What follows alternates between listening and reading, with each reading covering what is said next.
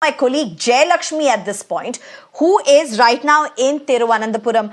Jayalakshmi, what are the scenes that you are seeing? Where are you in Thiruvananthapuram?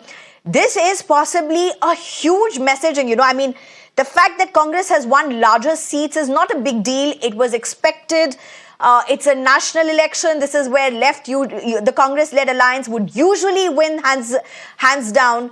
But BJP getting those 2 seats possibly is huge. Where are you right now? What's the sense you're picking up?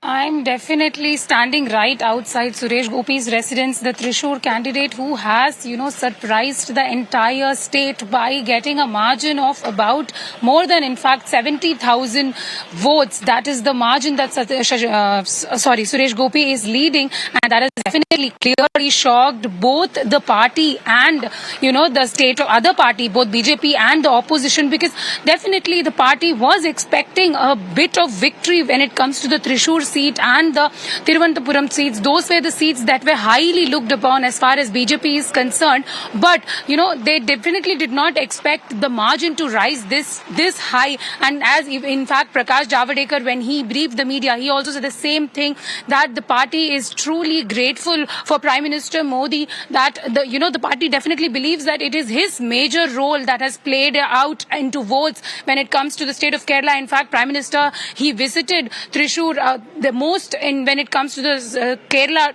The Thrissur district was the most visited by Prime Minister. In fact, he even came in and attended Suresh Gopi's daughter's wedding. That was the first message that Prime Minister officially put out, that, Suresh Gopi, even before his candidature was declared, he had openly come out and sent a very strong message. Okay. Definitely a very huge setback to the opposition parties, both Congress and the left, who believed that BJP will not be able to open an account. But definitely BJP has succeeded in at least winning one seat, and the second seat, which is the toughest, the Shashi Tharoor and the Rajiv Chandrasekhar, which is going on neck to neck, might happen anything. But right now, Rajiv Chandrasekhar is leading with a vote of 11,900.